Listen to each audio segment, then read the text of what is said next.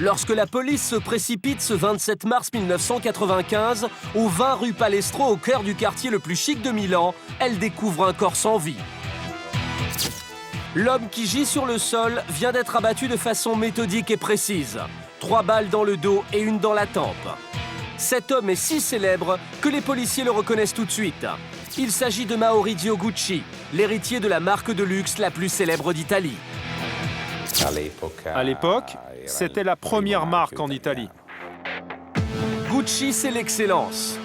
Haute couture et accessoires ultra sophistiqués, une griffe portée par les plus grandes stars.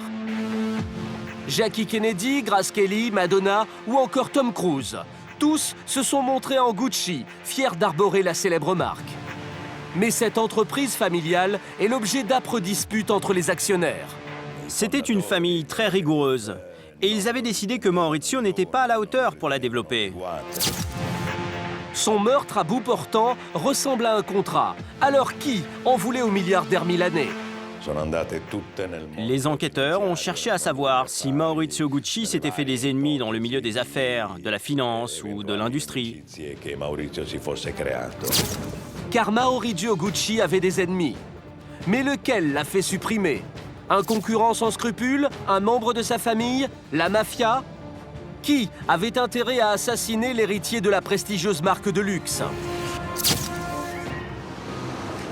N'avoir qu'une rue à traverser pour se rendre de son domicile à son travail, c'est le dernier luxe que s'est offert Maurizio Gucci, l'héritier de la célèbre marque italienne de haute couture. C'est là, dans ce quartier ultra-résidentiel de Milan, entre le cours Venezia et la rue Palestro, que chaque matin, Maurizio Gucci part à pied gagner son pain, ou plutôt son million quotidien. Il ne s'est rendu compte de rien, mais depuis plusieurs semaines, 2 individus guettent dans leur voiture ses moindres allées et venues. Et ce 27 mars 1995, ils vont passer à l'action. Un vent à décorner les bœufs souffle sur Milan. Et lorsqu'à 8h30 précise, le milliardaire franchit le porche de ses bureaux, il n'entend ni l'homme qui s'engouffre derrière lui, ni le cliquetis du pistolet qui l'arme entre ses mains. Soudain, dans les escaliers qui mènent au grand hall de marbre, l'inconnu tire à 3 reprises, abattant à bout portant le dernier descendant des Gucci. Puis il l'achève d'un 4e projectile dans la tempe. Avant de s'enfuir et de disparaître en voiture dans les rues de Milan. Un coup de maître. Voici la dernière image de Maurizio Gucci. Cette photo a été prise par la police italienne quelques minutes seulement après son assassinat. Le tueur a juste négligé un petit détail. Giovanna Bonomi, qui vit toujours dans l'immeuble, se souvient de ce matin-là.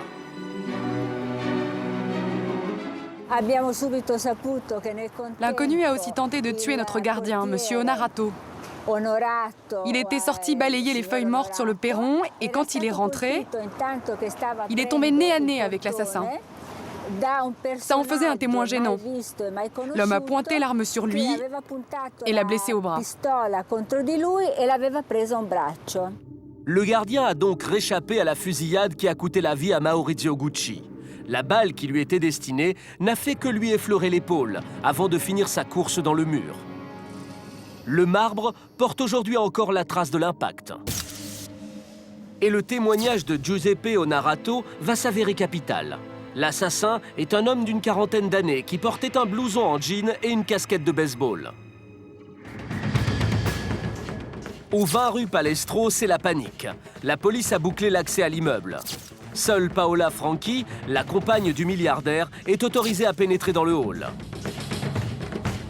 La foule, amassée derrière les barrières de sécurité, regarde passer le brancard transportant la dépouille du dernier Gucci. L'Italie est en deuil. Elle vient de perdre l'héritier de la célèbre griffe aux 2 G entrelacés. Maurizio Gucci avait 46 ans. En Italie, comme dans le monde entier, il était extrêmement connu, ne serait-ce que par la marque qu'il représentait. Après le drame, cet immeuble a été filmé pendant des mois et des mois. C'est devenu une adresse tristement célèbre. Héritier de la marque de luxe fondée par son grand-père, Maurizio Gucci trône sur l'une des plus grosses fortunes d'Italie. Pour Pietro Treni, l'un des avocats de l'affaire, rien ne prédestinait pourtant ce petit-fils de maroquinier à se retrouver à la tête d'un tel empire. Maurizio Gucci n'était pas styliste. Il ne devait même pas être capable de dessiner un sac. C'était un industriel, un homme qui s'était lancé dans les affaires par la force des choses. Et il s'est retrouvé roi de cette grande dynastie. À l'époque, c'était la première marque italienne. Une marque qui dépasse vite les frontières du pays et que s'arrachent bientôt les plus grandes stars internationales. Dans les années 50, Jackie Kennedy, Audrey Hepburn ou encore Grace Kelly s'affichent en Gucci. Aujourd'hui, Madonna, Tom Cruise, Jennifer Lopez ou plus près de chez nous, Guillaume Canet portent haut l'emblème des 2G croisés. Sacs, vêtements, mais aussi ceintures, bijoux et même parfums. La griffe se décline sous toutes les formes dans près de 700 boutiques à travers le monde, pour un chiffre d'affaires qui dépasse les 3 milliards d'euros. Palais à Milan, chalet à Saint-Moritz, appartement avec vue imprenable à New York et yacht surdimensionné ancré à Monaco. Maurizio Gucci vit dans une tour d'ivoire, loin, bien loin des préoccupations de tout un chacun. Maurizio Gucci menait une existence de privilégié. C'est quelqu'un qui n'a jamais pris un avion de ligne. Il ne voyageait qu'en jet privé. Il ne se mélangeait pas aux autres. Avec son voilier extraordinaire de plus de 40 mètres, il passait son temps à sillonner les mers et à faire le tour du monde. C'était un homme très, très riche. Maurizio Gucci dispose aussi d'importantes liquidités. Depuis qu'en 1993, un an avant son assassinat, il a revendu les dernières parts de l'empire familial à des investisseurs arabes. Bilan de l'opération, 140 millions d'euros, auxquels pourront un jour prétendre les 2 filles qu'il a eues avec Patrizia Martinelli-Reggiani, son ex-épouse, mais aussi sa compagne, Paola Franchi, si toutefois elle devient la nouvelle Madame Gucci. Qui alors pouvait bien en vouloir à cet homme retiré des affaires et qui n'avait plus de Gucci que le nom? Quelle signature se cache derrière ces coups de feu sanglants en plein cœur de Milan? Comment les enquêteurs vont-ils remonter la piste du tueur à la casquette de baseball?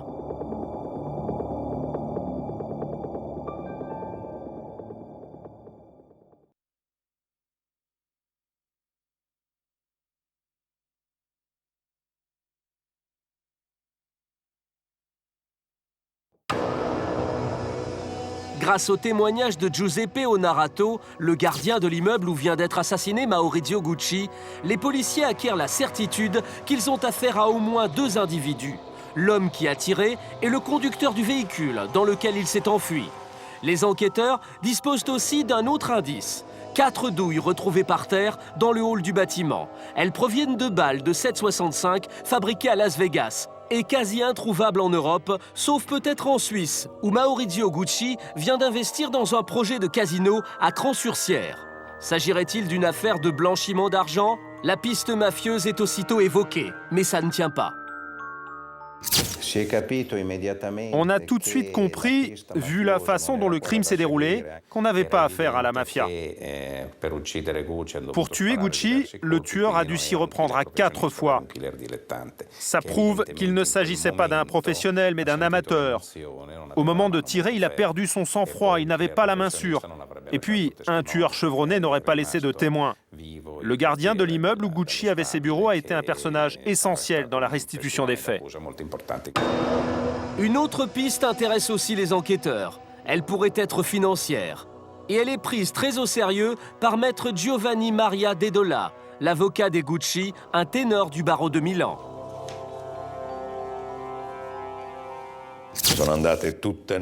Les enquêteurs ont cherché à savoir si Maurizio Gucci s'était fait des ennemis dans le milieu des affaires, de la finance et de l'industrie. Au début, on a pensé à une histoire de contrefaçon, à des concurrents de la marque qui œuvraient au Japon. On se demandait s'il ne pouvait pas s'agir d'un différend lié à un trafic de ce genre. Mais quand Maurizio est mort, il n'était plus propriétaire de la griffe. Il avait tout vendu. Toutes ces pistes sont tombées à l'eau. Mais subitement, une nouvelle piste s'ouvre aux enquêteurs, celle d'un complot familial. Car l'histoire du succès mondial de Gucci, c'est avant tout celle d'une dynastie qui se déchire depuis 3 générations. Secrets de famille, jalousie, haine, coups bas, conflits. Un atavisme qui remonterait à Guccio Gucci, ce grand-père de génie qui a fondé en 1921 la maison de maroquinerie. Intransigeant, pingre et tyrannique, le patriarche n'aimait rien d'autre qu'encourager, dit-on, la compétition entre ses propres fils, histoire d'en faire de vrais hommes. La marque vient d'ouvrir sa première boutique à New York lorsque Guccio Gucci s'éteint en 1953. Les pouvoirs sont répartis entre 2 de ses fils. D'un côté, Aldo et ses 3 enfants héritent de 50% des parts de l'entreprise. De l'autre, Rodolfo et son fils unique Maurizio contrôlent à eux deux l'autre moitié. Ce déséquilibre réveille les vieilles rancœurs. Entre les 2 clans, la guerre est déclarée. Elle va même s'étendre au sein des fratries. Aldo se brouille avec l'un de ses 3 fils, qui le dénonce au fisc et l'envoie en prison à 82 ans. Lequel fils tente de faire alliance avec son cousin Maurizio, un garçon fragile, mystique et solitaire. Il a perdu sa mère lorsqu'il avait 5 ans et il ne s'entend pas avec son père. Maurizio Gucci était un enfant roi. Il avait des rapports difficiles avec son père, qu'il a longtemps tenu à l'écart de la société. Maurizio n'était pas accepté dans le business familial. Ses oncles, ses cousins, tous le considéraient comme un incapable.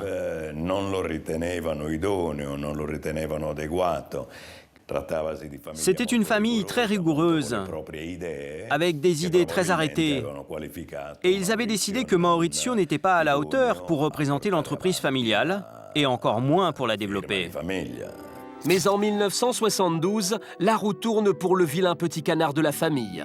Il a 23 ans lorsqu'il s'éprend d'une ravissante italienne aux origines modestes mais à l'ambition démesurée, Patrizia Martinelli Reggiani. À ses côtés, Maurizio reprend confiance. L'amour lui donne des ailes. Patricia savait sentir l'air du temps. Elle avait cette capacité d'interpréter, d'anticiper et même les goûts du public en matière de mode. C'était valorisant pour Maurizio. Je dirais que ça l'a aidé à se libérer de ses carcans. Avec Patricia, il osait enfin affirmer sa personnalité, lui qui était si étouffé par sa famille.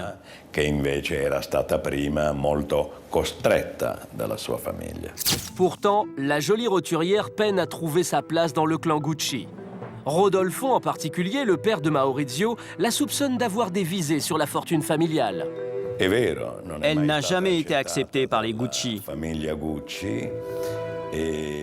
Maurizio n'était déjà pas bien vu par toute sa famille. Il l'a été encore moins quand il a épousé Patrizia.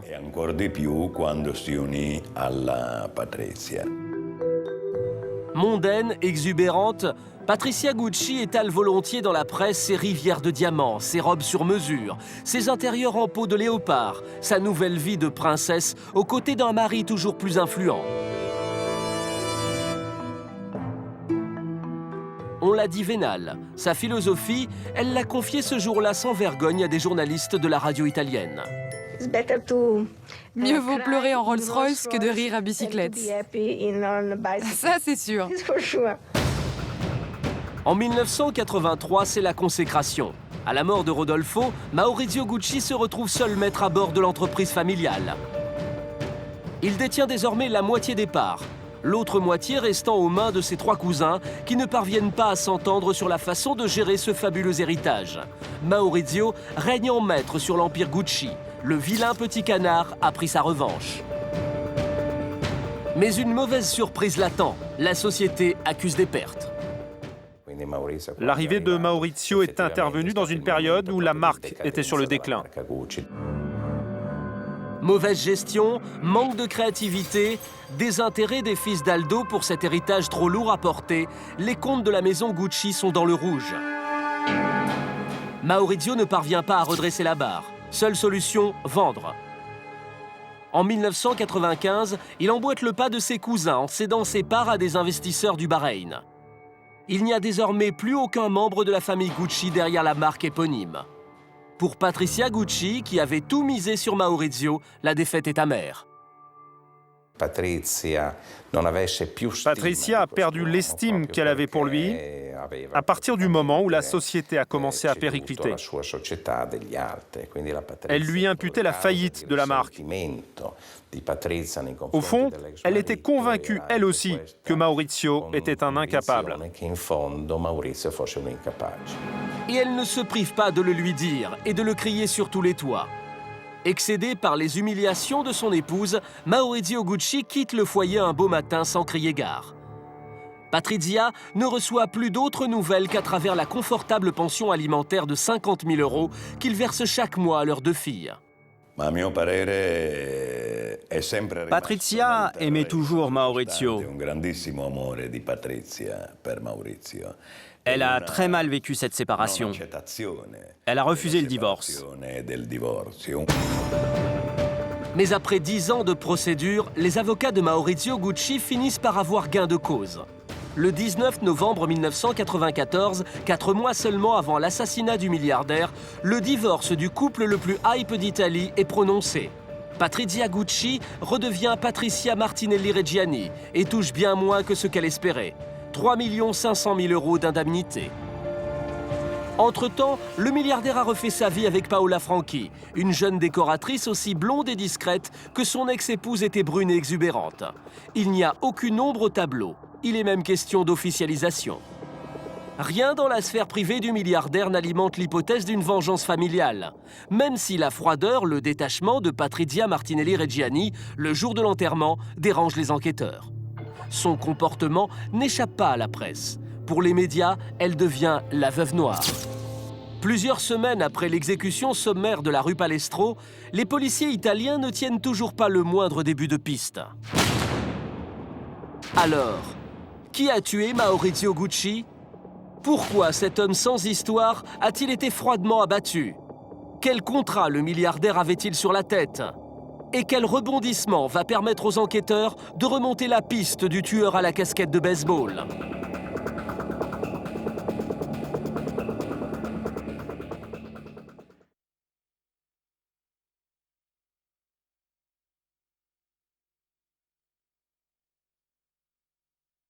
En Italie, l'affaire du meurtre de Maurizio Gucci piétine depuis 2 ans, lorsqu'un rebondissement inespéré à peine croyable vient relancer l'enquête.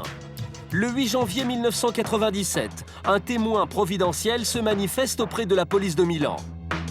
C'est un commerçant de la ville. Il prétend avoir des révélations à faire sur le meurtre Gucci. Par hasard, il a recueilli les confidences du veilleur de nuit d'un hôtel du centre, un certain Ivano Savioni. Au cours de leur conversation, l'homme s'est vanté d'avoir organisé l'assassinat du milliardaire. Si le veilleur de nuit de cet hôtel n'avait pas parlé, les meurtriers courraient encore. Les aveux spontanés de l'informateur sont pris très au sérieux par les enquêteurs italiens. Ils placent aussitôt le veilleur de nuit sur écoute et organisent des filatures. Très vite, ils parviennent à déterminer que Savioni, le veilleur de nuit, compose principalement 2 numéros de téléphone, ceux de Benedetto Cerealo et d'Orazio Cicala. L'un d'eux est peut-être le tueur à la casquette de baseball. Savioni passe aussi beaucoup de temps au téléphone avec une certaine Pina. Ils se connaissent très bien. Ils sont de la même famille.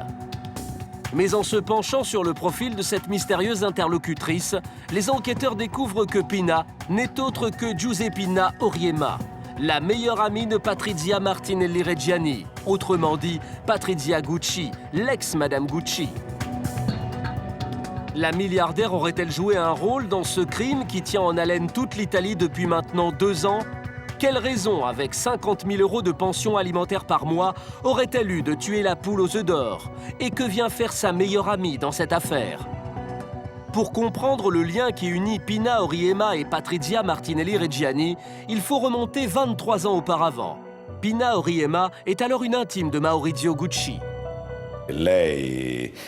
Pina était la voyante de Maurizio. Il consultait beaucoup de voyantes. Il était très attiré par les sciences occultes, les phénomènes paranormaux, le tarot. Ça le fascinait. C'est vraiment un point commun qu'ils avaient avec Patrizia. Tous les deux adoraient se faire tirer les cartes.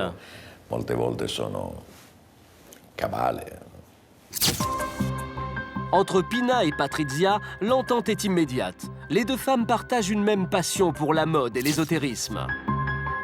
Mais elles ont surtout un point commun. Elles viennent du même milieu et elles rêvent d'en sortir. La jet-set les fascine, l'argent est leur moteur. Il faut dire que Pina a une qualité essentielle aux yeux de Patrizia. Elle la vénère. Pina donnerait tout pour goûter de cette vie-là encore longtemps, et son dévouement va payer. Patrizia gardait Pina auprès d'elle pour pouvoir l'utiliser selon les circonstances. Elle était à la fois sa dame de compagnie, sa secrétaire particulière et sa confidente.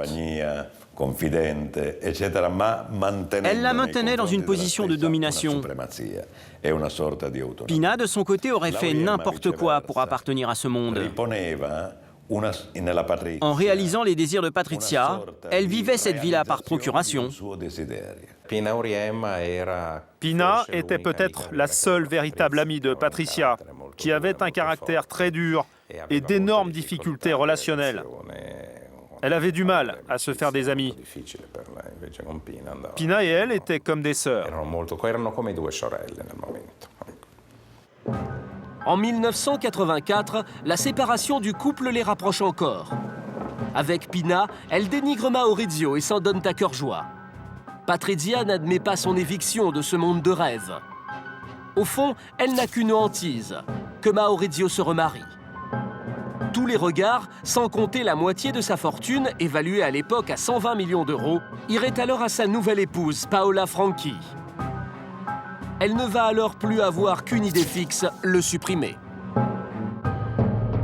Patrizia voulait tellement la mort de son ex-mari qu'elle s'était renseignée auprès de plusieurs avocats.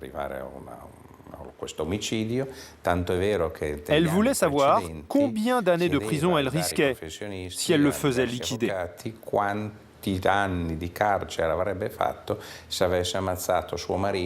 Une anecdote qui fait sourire Maître Dedola, l'avocat de la milliardaire. C'est sa façon de s'exprimer.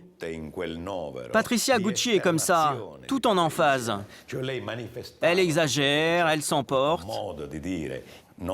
C'est vrai qu'elle ne perdait jamais une occasion, que ce soit en public ou dans l'intimité, de clamer qu'elle voulait la mort de son mari, de se plaindre du mal qu'il lui faisait. Mais c'était des paroles en l'air. Je n'accorde aucun crédit à ses propos. Quand on veut tuer quelqu'un, on ne le crie pas sur les toits. Seulement voilà, Patrizia ne se contente pas de formuler des menaces. Elle demande à Pina de lui trouver un tueur à gages, à la clé 80 000 euros. En s'adressant à Savioni, le portier de l'hôtel, Pina sait qu'elle frappe à la bonne porte. Il est couvert de dettes. L'argent est dans l'enveloppe. C'est Patrizia Martinelli Reggiani en personne qui l'a retiré de son compte bancaire monégasque. Marché conclu. Tout se passe exactement comme Patrizia l'a imaginé, à un détail près. Une fois l'argent en poche, Pina et Savioni ont décidé de ne pas aller plus loin. Mais Patrizia ne compte pas en rester là. Elle a payé, elle veut un résultat. Et pour ça, elle est même prête à verser une rallonge de 10 000 euros. Un rendez-vous est organisé dans un restaurant chic de Milan. Patrizia, Pina et Savioni tombent d'accord.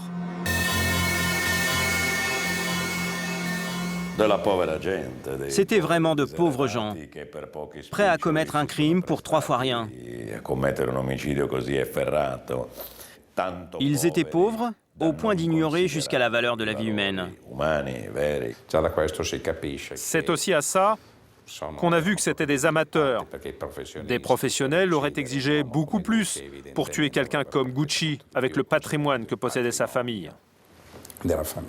Ce sont de petits hommes qui ont voulu jouer aux grands criminels.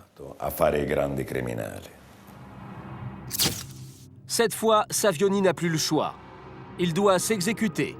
il parvient à convaincre 2 hommes de main de la pègre sicilienne, Benedetto Cerealo, 39 ans, le tueur, et Orazio Cicala, la cinquantaine bien tassée.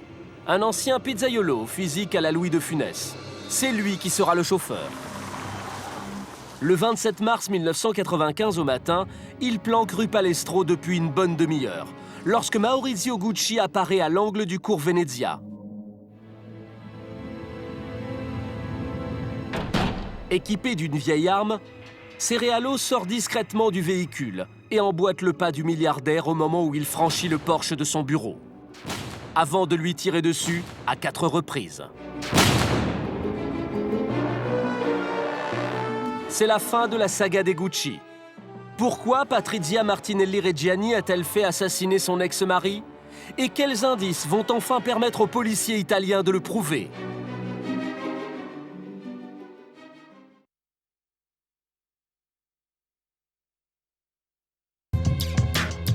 Lorsqu'ils viennent interpeller l'ex-épouse de Maurizio Gucci 2 ans après, le 31 janvier 1997, une nouvelle surprise attend les policiers milanais.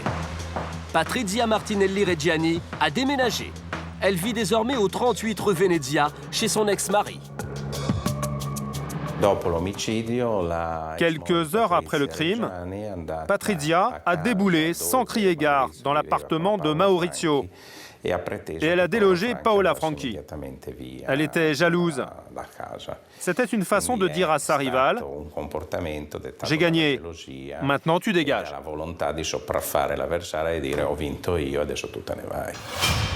Et ce n'est pas tout. Dans son agenda, les enquêteurs découvrent qu'à la date du 27 mars 1995, le jour du crime, Patrizia Martinelli Reggiani a aussi noté ce mot. Paradeisos, paradis en grec.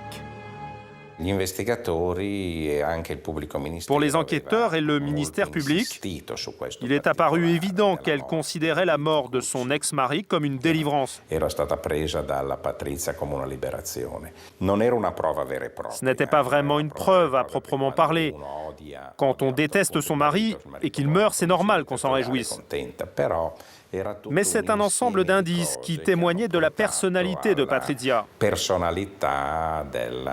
Il n'était pas absurde de penser qu'une femme aussi froide, aussi cynique, était parfaitement capable d'avoir fait assassiner son ex-mari. Patrizia Martinelli Reggiani est aussitôt arrêtée et incarcérée à la prison San Vittore de Milan. Le procès de la bande des 5 s'ouvre à la cour d'assises le 19 mai 1998, 3 ans après les faits. Avec une question, la milliardaire a-t-elle oui ou non commandité le meurtre de son ex-mari? Sur le banc des accusés, les 5 complices présumés avec au centre l'ex-épouse de l'héritier de l'empire du luxe Maurizio Gucci.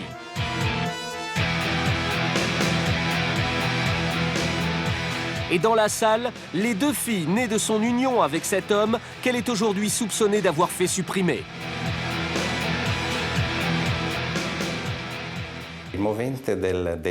Le mobile n'est pas clair. On ne sait pas vraiment si Patrizia a fait assassiner son ex-mari par jalousie ou pour l'argent. Une chose est sûre, il lui était impossible d'avouer. Avouer, ça signifiait dire à ses filles qu'elle avait tué leur père. Elle ne l'a jamais fait et ça a été sa plus grande souffrance. À l'issue de 6 semaines d'audience, le verdict tombe. Patrizia Martinelli Reggiani est reconnu comme étant le commanditaire de l'assassinat de Maurizio Gucci. La peine est lourde, 29 ans de réclusion criminelle. Autant que pour le chauffeur Orazio Cicala. La voyante de la milliardaire, Giuseppina, est condamnée à 26 années. Le veilleur de nuit, Savioni, à 25 ans. Et enfin, Cerealo, le tueur, à la perpétuité. Depuis 2011, il n'est pas rare de croiser Patrizia en journée dans les rues de Milan. 14 ans après les faits, elle bénéficie de ses premières heures de liberté conditionnelle. Le soir, elle rentre dormir dans sa cellule de la prison San Vittore. Alessandra et Allegra, les filles qu'elle a eues avec Maurizio, ont appris à vivre sans leurs parents. L'une vient de lancer sa propre griffe en Suisse.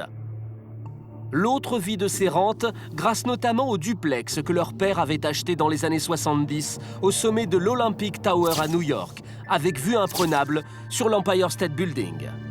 Signe d'un passé heureux pour cette famille qui a sombré dans la tragédie.